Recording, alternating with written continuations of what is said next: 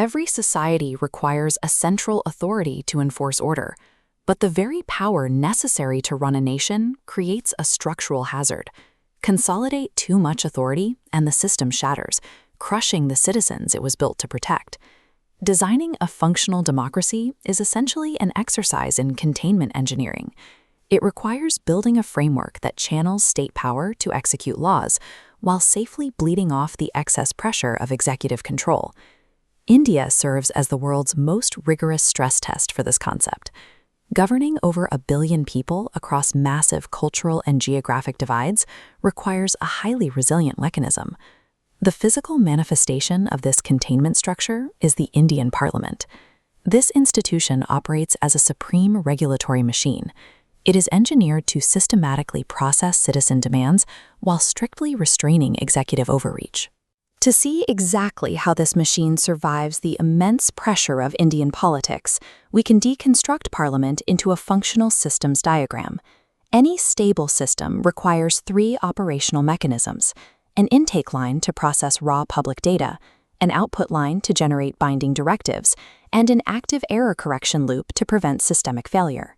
The core objective of this entire architecture is accountability.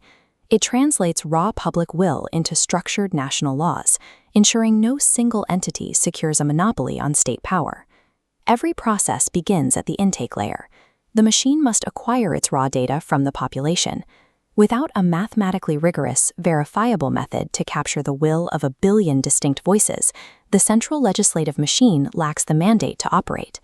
Capturing direct feedback from over 1 billion individuals creates an immediate logistical bottleneck.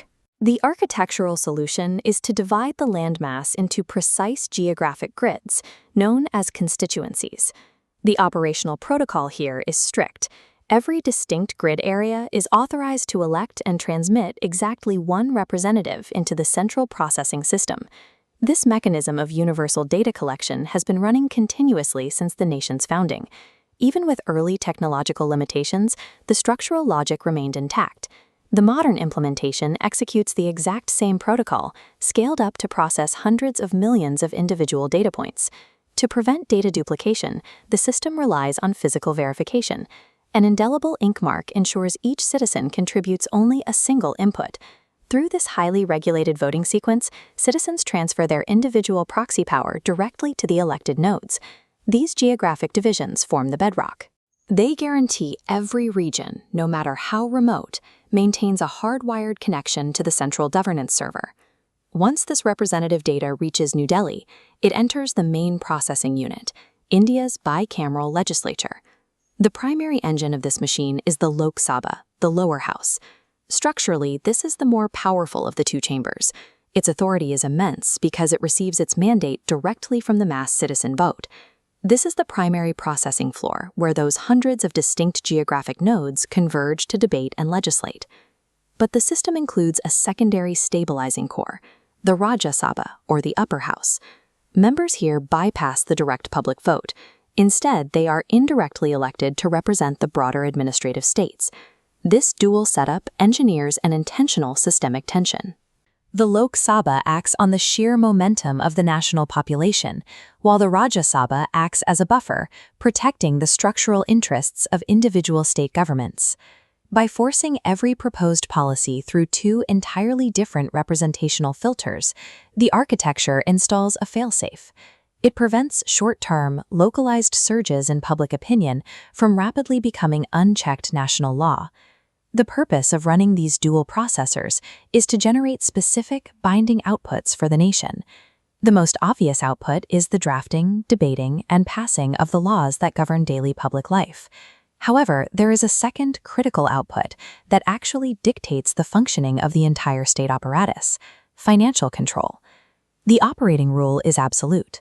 The executive branch cannot spend a single rupee of public money without Parliament's explicit authorization. The government is required to formally present its monetary plan to the legislature for review and approval. This budget approval process acts as the ultimate leash. The legislature maintains severe oversight of the executive simply by controlling the flow of operational funds. The power of the purse proves the Parliament's structural supremacy. An executive government may secure the mandate to rule, but only the legislative branch can grant it the capital to actually execute that rule. Any system relying on majorities contains a fatal vulnerability. A large ruling party can attempt to bypass scrutiny, centralize authority, and misuse its power. To counter this, the architecture includes a built-in error correction mechanism, the political opposition. The opposition operates as a mandatory structural component.